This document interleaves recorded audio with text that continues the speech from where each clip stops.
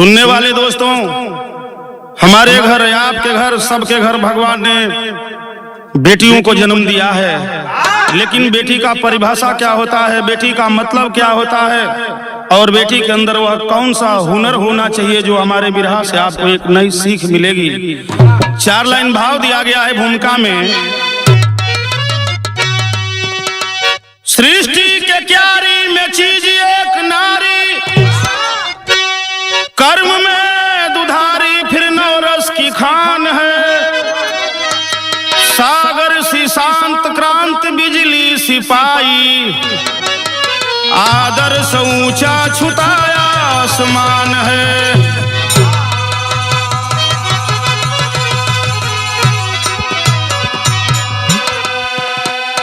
करुणा की देवी वह ममता की मूरत, अरे सूरत पर लट्टू सा नाचता जहान है। अबला के वेश में कलेश झेल लेती, सबला सफलता कर लेती आसान है।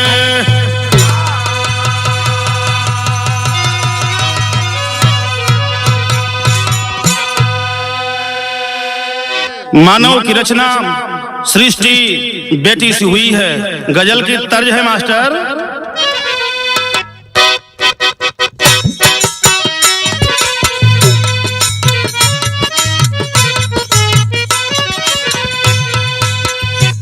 गजल तो आप बहुत सुनते होंगे, लेकिन इस गजल में दर्द कितना है। काहे ये दिल के बीच में दरार हो गई,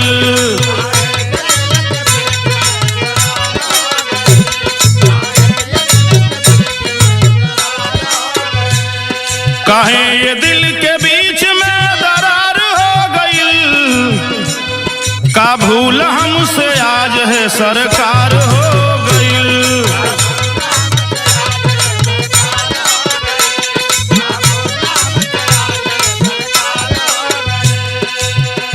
MLC साहब जब गावत रहनी, वो घड़ी बतावत रहनी कि लिखे वाला गजब लिख देलन।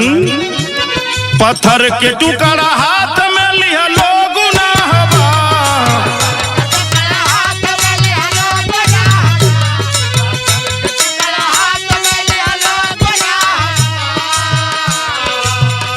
अरे पत्थर के टुकड़ा हाथ में लिया लोग ना हवा।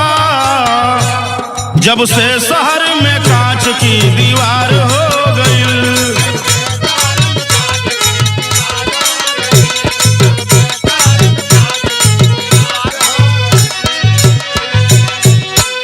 लेकिन कितना खूबसूरत भाव दिया गया। कैसे कहूं कि दुनिया में इंसान रो पड़ा। बहुत अच्छे। कैसे कहूं कि दुनिया में इंसान रो पड़ा।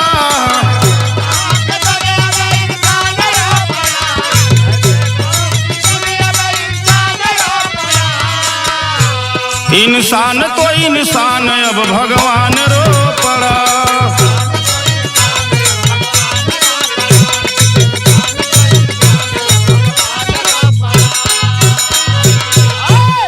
आज भी हमारे घर में बेटियां हैं, पहले के जमाने में भी घर में बेटियां थी, लेकिन किस रूप में थी। नजम का लाइन दिया गया मास्टर।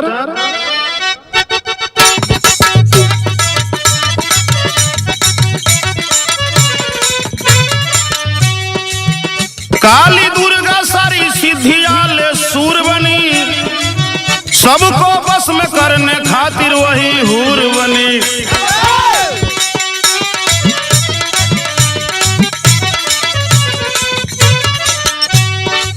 सती अनुसुईया त्रिदेवों को छका डाली थी, बहुत सी नार ब्रह्म लेख मिटा डाली थी।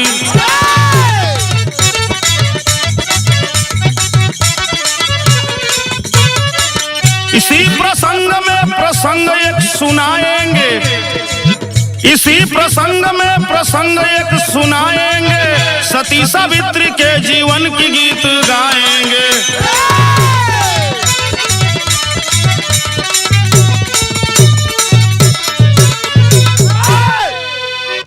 पुराण मतलब पुराण होता है, वेद होता है, जिसमें आप पढ़ते होंगे दुर्गा का नाम, काली का नाम। एक अनुसुईया थी जो अपने पति के प्राण को बचाने के लिए सबको छका डाली थी। इसी प्रसंग में एक सावित्री की कथा आप सुनते होंगे, जानते होंगे, मैं उसको दोहराना चाहता हूँ। सावित्री किसकी बेटी थी, कहाँ की रहने वाली थी, थोड़ा सा परिचय है मास्टर।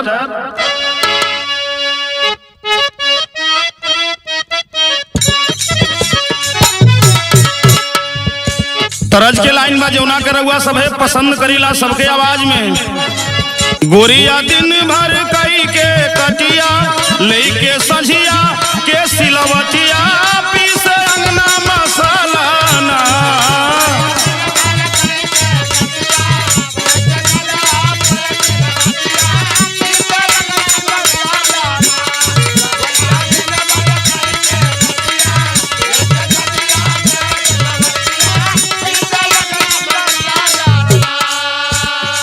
रहले अश्वापति रजनवा, रहले अश्वापति रजनवा, मद्र देश दरमियनवा मनवा मुश्किल में रहल।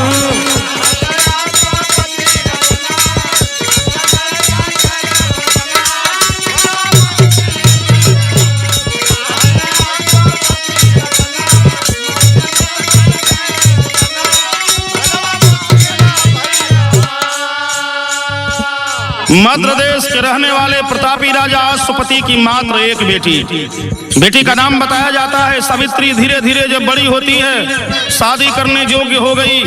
बूढ़ी उम्र में पिताजी बन बन भटक रहे हैं। जिस तरह की उनकी लड़की थी उसके लायक कोई दुल्हा उनको नहीं मिल पाया। लगातार कई वर्षों तक घूमते घूमते घर आए, रो पड़े और अपने बेटी को बुला करके एक बात कहे, क्या कि बेटी का बर खोज भूप पर सो गईले सिहराई। महाराज निज बेटी से अब कहले वचन सुनाई। कहते हैं कि बेटी अब हमारे बस की बात नहीं है कि मैं तेरा दुल्हा खोज दूं। तू एक घोड़ा ले ले, रुपया ले ले, पैसा ले ले, और इतिहास के पन्नों में पहली बार जा बेटी तू अपना बर खोज ले। चल देती है तब लेला धन दौलत खजनवा, लेला धन दौलत खजनवा, खोज आपन तू सजनवा मनवा मुश्किल में रहल।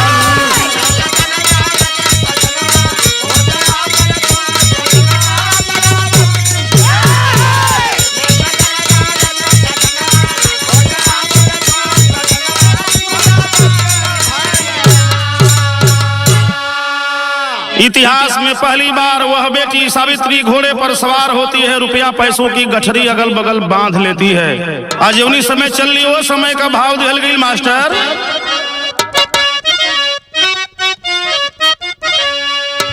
कि दुल्हन चली कि बन चली, पी की प्रेम पुजारी की बन चली।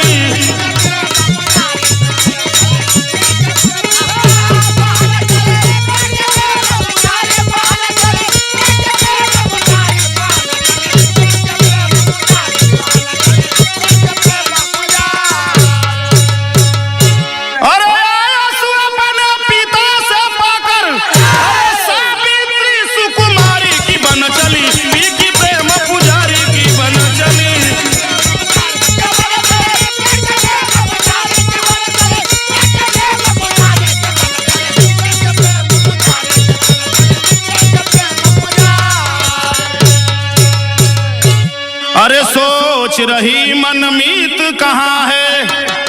एक महीना गुजर गया, 2 महीना गुजर गया, तीसरा महीना चढ़ल बा, लेकिन कहीं दूल्हा के अता पता नहीं लगल। तब कि सोच रही मनमीत कहाँ है, पतिव्रता का प्रीत कहाँ है। अरे यहाँ वहाँ जूझत ही बन में, पाई पुरुष तेजधारी की बन चली, पी की प्रेम पुजारी की बन चली।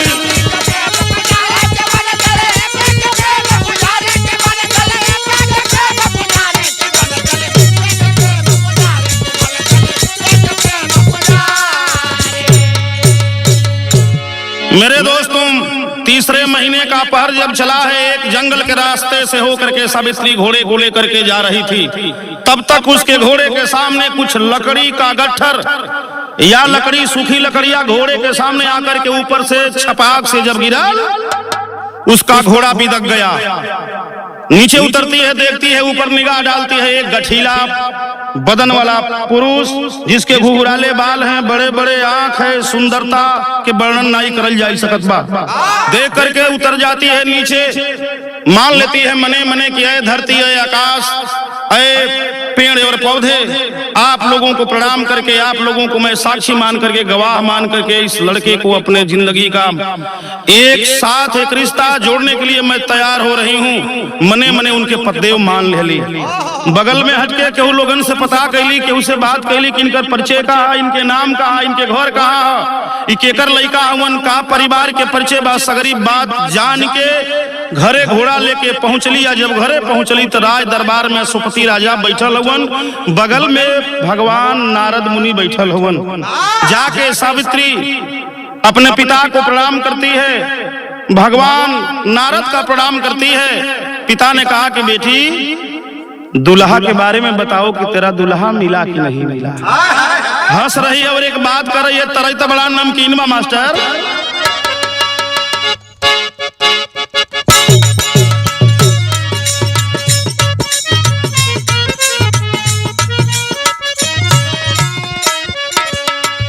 आजकल के गाना ऐसा ऐसन बजत बा कि परिवार में कोई नहीं सुन पाई, लेकिन भोजपुरी के महिनी के कलाकार भरत शर्मा ने एक गीत को गाया छायाबाद में।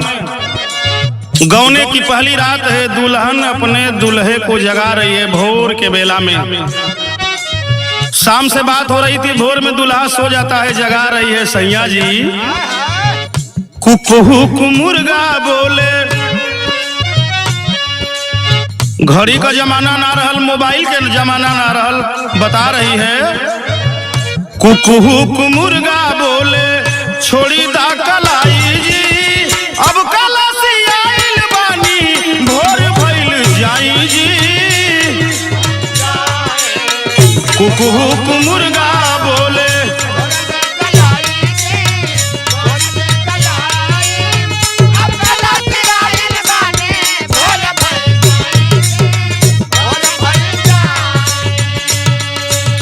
सावित्री बता रही है मेरे बारे में जानना चाहते हैं। मेरे प्रभु बगल में बैठे हैं, मेरे पिता राजा जी। बता रही है जिसको जान करके, जिसको देख करके वह आई थी। कैसे बता रही है? पाके मन मीत मन में, पाके मन मीत मन में मोद बढ़ाई जी। अरे मोद बढ़ाई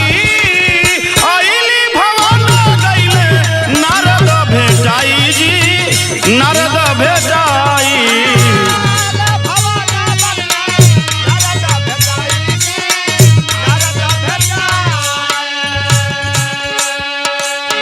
अश्वपति पूछे बेटी बर कहाँ पवलू।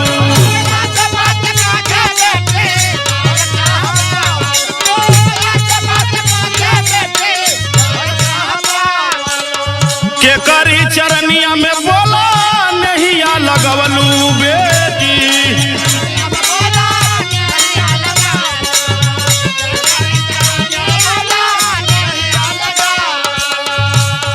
वो कौन लड़का है, कहाँ का रहने वाला है, थोड़ा उसके बारे में बता दे बिटिया। तो बता रही है दुमत से न सूत सत्य, दुमत से न सूत सत्य वन के बताई जी। भेटाई जी नारद भेटाई।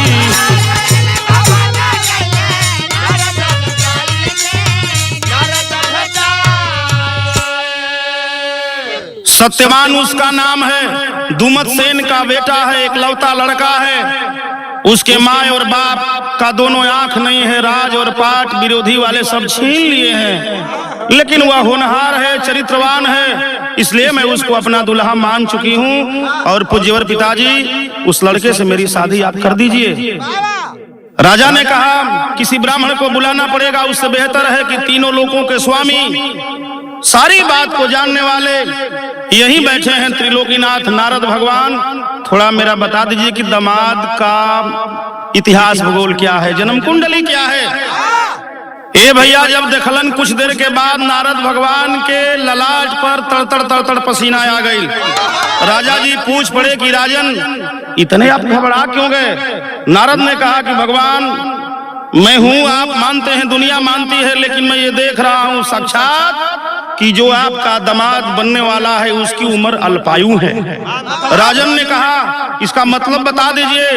भगवान ने कहा कि 11 महीना 29 दिन तक ये जिंदा रहेगा, लेकिन साल का आखिरी महीना 12वें महीने के आखिरी दिन ये मर जाएगा।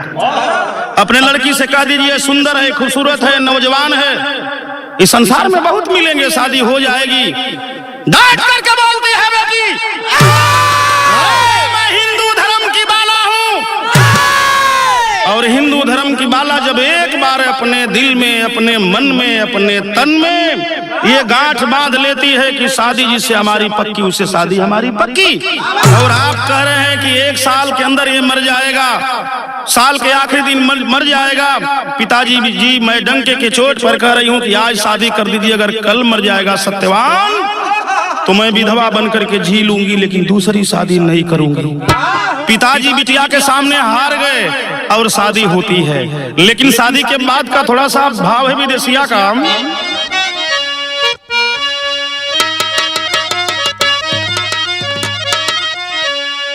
कितना सुंदर भाव दिए हैं कवि जी कि महलों की रानी आई वही फूस की मड़ैया में,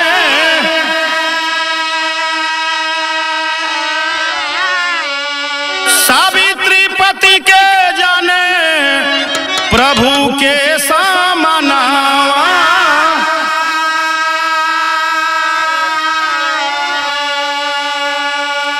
बता देना चाहता हूं सुनने वाले श्रोताओं, शादी हो जाती है लेकिन अपने सास ससुर और अपने पति से भी ये बात नहीं बताती है कि ये सैया जी रौरा के साल भीतरे मरे के बाद। स्वयं केवल जानती है, दिल में दबा करके धीरे धीरे दिन गुजरने लगा कि पति भक्ति साथ सास ससुर का सेवा करे,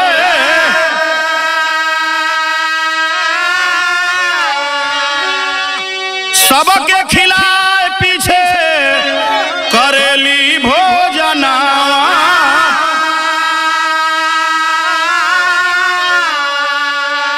सुबह स्नान कर वही सैया जी का पूजा करे, लेकिन नारद वाली बतिया पर रखेली धियाना।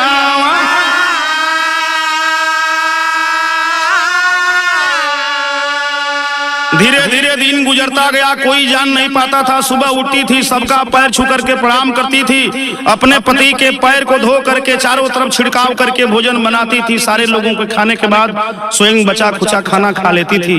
लेकिन याद था उसके दिमाग में, उसके दिल में कि नारद भगवान की कहीं बात सत्य न हो जाए। धीरे धीरे गिनते गिनते 1 महीना गुजर गया, 5 महीना गुजर गया, 10 महीना गुजर गया, 11 महीना गुजर गया। वह कौन सा दिन, कौन सा महीना आया कि गिनता गिनता मासा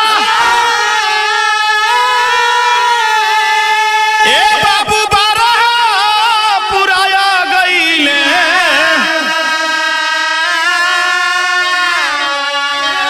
अरे आखिरी दिन पति साथे अइली बीचे बना।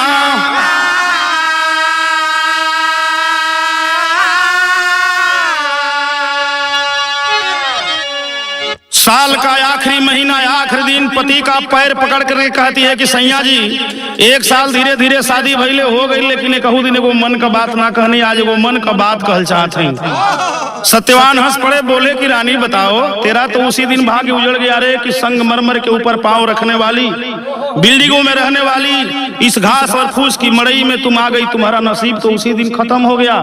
बताओ क्या चाहती है। हाथ जोड़ करके बोलती है सैया रौरा लकड़ी काटीला जंगल से ओके ले जाके बाजार में बेचीला, जवन 2-4-10 रुपया मिलेला वही से साग सब्जी खरीद के ले आईला, परिवार का भरण पोषण होला।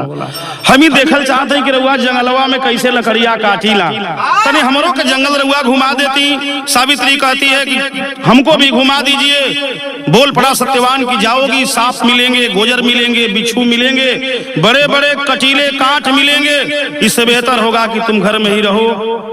हाथ जोड़ करके पुनः बोलती है कि नहीं सैया जी हमको लेकर के चलिए। आखिरकार जिद को स्वीकार कर लिए, लेकर के जंगल में चले गए और लकड़ी काटने के लिए पेड़ पर चढ़ जाते हैं। जान गई कि हमारे सैया का अंतिम दिन है, अंतिम समय है, कहीं नारद भगवान की बात सत्य न हो जाए। उस समय सारंगा का भाव दिल गिल मास्टर।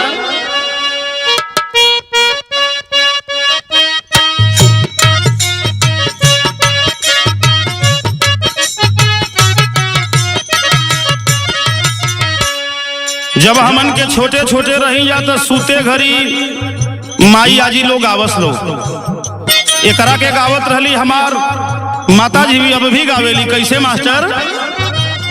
हथिया तो मुअले हो रामा वही हाथी सारा वायबू, वही हाथी सारा वायबू, घोड़वा मुएला न घुड़ सार जी। लकड़ी सत्यवान काट रहे हैं, ऊपर नीचे लकड़ी को फेंक भी दे रहे हैं। लकड़ी तो इकट्ठा कर रही है सावित्री, हाथ नीचे है लेकिन उसकी निगाह पेड़ के ऊपर है, कहीं अनहोनी न हो जाए। लेकिन काटता लकड़िया सत्य वन बीचे बनावा, अरे वन बीचे बनावा की गरमी बदन में गईली छाया जी। अब ही कुछ वे लकड़ी कटले रहलन, तब तक तड़तड़ तड़तड़ पसीना चलल। सत्यवान के हाथ से कुल्हाड़ी छूट गई, नीचे आने लगे। जान गई सावित्री की कुछ होने वाला है। कैली का सावित्री लपक के धैली उनके अकवारिया में, उनके अकवारिया में जमदूता गईले तबले आया जी। सत्यवान जो ही नीचे आते हैं सावित्री लपक के उनके उठा के चुक्का मुक्का मार के बैठ गईली। अपनी अचरा से हवा देती ही तब तक देखती है कि दो परछाई भगवान जमराज के भेजे हुए 2 दूत पहुंचे। और जब पहुंचते हैं तो होता है क्या? सती तेज बल से भागी गईले जमदूतावा, अरे गईले जमदूतावा की जमराज आइले खिसी या जी। बड़ा उपाय लगौलन लेकिन प्राण के नाई निकाल पौलन, वापस चले गए। और जाकर के भगवान जमराज से कहते हैं कि ये जा तू रास लीला देखा था, वो एगो कलयुग के मेहरारू या धरती के मेहरारू, सतयुग के मेहरारू, जवन भी होके हमार छक्का छोड़ा दिलस, प्राण नाई हर पौनी। क्रोध में होकर के वो अपने सवारी करके और अपना हथियार लेकर के चल दिए। जब चल दिए तो हुआ क्या कि फंदा में फांस प्राण जमराज चला ले, अरे जमराज चला ले की पीछे से साथी जी चलली भाई जी। आ गए जमराज, जान गए कि बहुत ये पतिव्रता औरत है, ऐसे प्राण को नहीं देगी। मंत्र के द्वारा मंत्र पढ़ करके सत्यवान के प्राण को खींच लिए, हर लिए और जैकेट के पॉकेट के बीच वाली पोटली में रख करके जब जो ही आगे चले, जान गई सावित्री की हमारे पति की शरीर छूट गई, शरीर इनका ठंडा हो गया। लाश को, डेड बॉडी को वहीं छोड़ देती है और छोड़ करके अपने वो जमराज के पीछे पीछे चल देती है। अभी मात्र 2 कदम गए थे जमराज जी, तब तक पीछे से एक आवाज देती है। क्या पहपट का भाव दिया गया मास्टर? ए भैया कान का पर्दा फाड़े, यह आवाज आज महाराज बिकल, पति छोड़ पर दूजा हमसे मांगता है महाराज बिकल।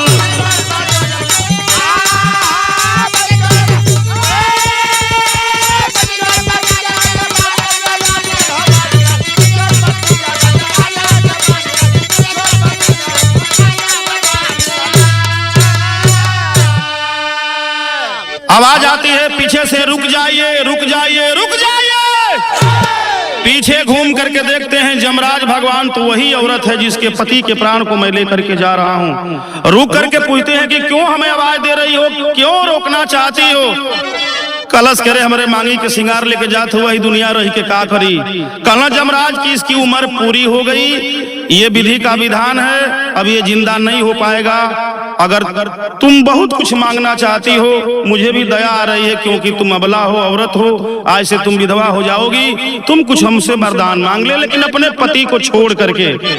मांगती है वरदान क्या कि सास ससुर का लौटा दीजिए, खोया हुआ सब नैन हो, आए मस्त कह बड़े अगारी, बेधे तब फिर बैन हो। कलश की अगर देना ही चाहते हैं तो हमारे सास ससुर की आंख की रोशनी नहीं है, वापस हो जाए, और हमारे सास ससुर का जो खोया हुआ है राजपाट वो अभी वापस हो जाए। देना चाहते हैं तो दे दीजिए। कहलन काम कहलन किए मस्त जाओ, ऐसा ही होगा। अभी इतना कह के फिर 2 कदम आगे बढ़लन, तब तक पीछे से आवाज देती है रुक जाइए। पीछे घूम के जब देखलन तो उहे लड़की बा, उहे आवाज बा। कहलन कि तुम एक और हमसे आखिरी वरदान मांग ले, और इस आखिरी वरदान के बाद चाहे तुम आना जाना चिल्लाना जो करना, लेकिन ये जमराज बैरंग पीछे लौट करके नहीं देखेगा। आखिरी वरदान मांगती है क्या? अरे मांगो बर तू, ए भैया मांगो बर तू, अरे बोले तुनुक मिजाज आज महाराज बिकल, कई भाई दे हमारा रखिए लाज आज महाराज बिकल।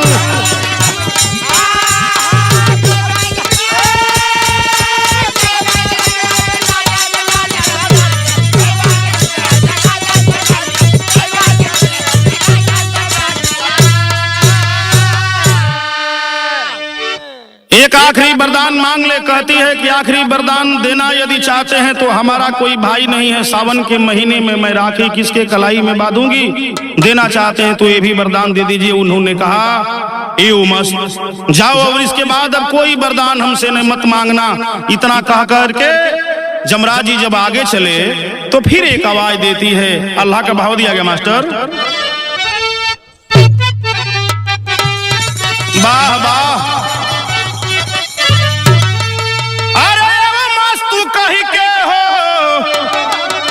आज महाराज चाली भाई ले, अरे आई फिर आवाज रुकी जाओ श्रीमान, अरे आई फिर आवाज रुकी जाओ श्रीमान, अरे हथौड़ा सा चोट करे सती के आवाजिया, अरे पति छोड़ती जा हमसे ले लो वरदान। फिर लौट करके देखते हैं, कहते हैं कि तुम तो बहुत बड़ी बेशर्म औरत है भाई, तुमको मैं मना करने जा रहा हूँ, करते जा रहा हूँ, लेकिन तुम मानती नहीं है, एक पर एक वरदान मांगना चाहती है। हम तुमको कह दिए कि ये आखिरी वरदान है, इस वरदान के बाद कोई वरदान हम तुमको नहीं देंगे, तुम वापस जाओ।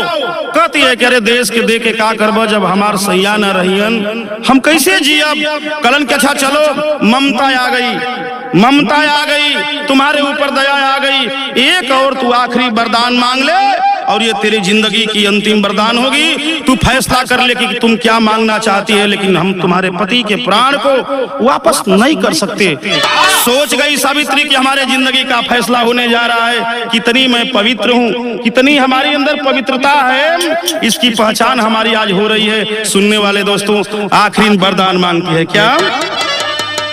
अरे हथौड़ा सा चोट करे सती के आवाजिया, अरे हथौड़ा सा चोट करे सती के आवाजिया, अरे पति छोड़ती जा हमसे ले लो वरदान, अरे हाथ जोड़ा बोली सती जम से बचनिया, अब हाथ जोड़ा बोली सती जम से बचनिया, अरे हमारा को दीजिए प्रभु सब सनता, ये भी वरदान आज ले लो हमारा से, अरे एक से आगे जानी करना परेशान। भगवान ने कहा कि अगर मांगना ही चाहते हैं तो आखिरी वरदान मांग ले, इस वरदान के बाद लौट करके ये जमराज पीछे नहीं देखेगा। मांगती है हमारे सब कुछ आप दे दिए, पति को साथ लिए जा रहे हैं, दिन को अंधेरा लगेगा, अंधेरा को दिन लगेगा, कौन सी मौसम की बरसात आप करेंगे, कैसे जिंदगी हमारी गुजर बसर होगी, किसके सहारे जीऊंगी, एक काम करिए कि हमारे आप 100 पुत्र दे दीजिए, बेटवन के सहारे हम जिंदा रह ले। भगवान कलन किए मस्त, जाओ तुम्हारे 100 पुत्र हो जाएंगे। इतना कह के जब फिर अपनी वो सवारी पर चढ़लन, पीछे से उनकर भाला खींच लिहलस, आ खींच के आगे से एक फेरा घूम के वही उनकरी नाभि के पेट के बीच में नाभि पर ले जाके वही भाला के नोक सटा दिलस। कलश के तोहर माटी लागो, कवन दुनिया के लग तो है भगवान कहलन, शर्म नाई बाई तोहरा के। कहलन के रे पागल हो गई है क्या तुम, तुम्हारे 50 लड़के नहीं होंगे, तुम्हारे 90 लड़के नहीं होंगे, तुम्हारे 99 लड़के नहीं होंगे, मैं भगवान हूं, मैं जो कह दिया वो कह दिया, तुम्हारे 100 लड़के पूरे होंगे। कलश के वो बात बता दो, का कहलस,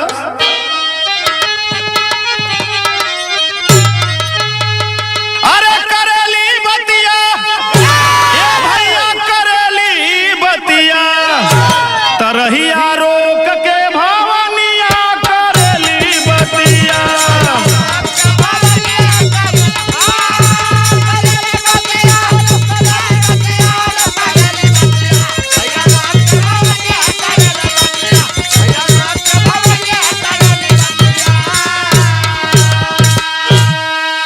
एक बात का जवाब देते जाइए भगवान कि बिना पति के कैसे होंगे 100 पुत्र प्रभु हमारे।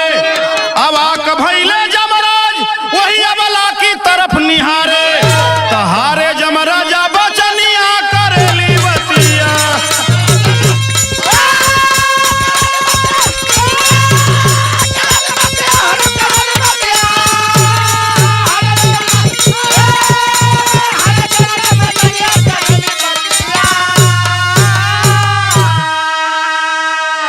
जमराज जी तुरंत उतर जाते हैं अपने सवारी पर से, कहलन के अरे यारे तो फंसा दिहलसी। कलन की सुनो सुनो सुनो, अगर मैं तुमको वरदान जो दिया हूं अगर सत्य नहीं होगा तो हमारी मर्यादा जाएगी, हमारे वरदान का मतलब जाएगा। अगर ऐसा करता हूं तो विधि का विधान टूट जाएगा, जो लिखा गया है कि इसको आज मरना है वो टूट जाएगा, तब विधि का विधान टूटो चाहे रहो। ऊ जनिहन हम आपन जानी, हम आपन बात रखी, आपन लाज बचाई। कलन की जो बच्ची वापस जाओ, तेरा पति जिंदा हो जाएगा। तुरंत वही से घूम करके आती है, इनकर चेतना आ गई रहल सत्यवान के, उठ के बैठलन। कलन किए सावित्री तू कहाँ चल गिर है, बड़ा देर से तोके ढूंढत बानी, वहां भी छिपा डाली कि आपके साथ कौन सी घटना हुई और मैं कहाँ तक गई थी। एक वह औरत थी, और आज पेपर पढ़ते हैं, पत्रिका पढ़ते हैं, मीडिया में सुनते हैं, टेलीविजन पर देखते हैं, 1 बच्चों की माँ, 4 बच्चों की माँ, 5 बच्चों की माँ, एक प्रेमी संग मतलब उड़ गई। मेरे गाने का मतलब ये रहा कि एक बेटी का मतलब क्या होता है, बेटी का हुनर क्या होता है, बेटी का चरित्र क्या होता है। अपने पति के प्राण को बचाने के लिए, पति को जिंदा करने के लिए जमराज से भी 2-2 हाथ कर डाली। तो आखिरी भाव दिया गया, ये भी रहा जवाहर फिल्म स्टूडियो कोटवारी मोड़ रसड़ा में रिकॉर्डिंग हो रही है, जिसको आप सुन रहे हैं। कहना है क्या, तो कुसुम पराग जद्दू देऊ भोला जी स्वर्ग में पहुंचे, काशीनाथ सुरेंद्र राम बचन जी बगीचे सींचे, नवेली अब सवारे जिंदगी। तेरी आप सुने होंगे, बीच में हमने गाया था, नवेली अब सवारे जिंदगी, सती जमराज लिए बनली अनबूझ पहेली। तो भाव दिया गया, नवेली अब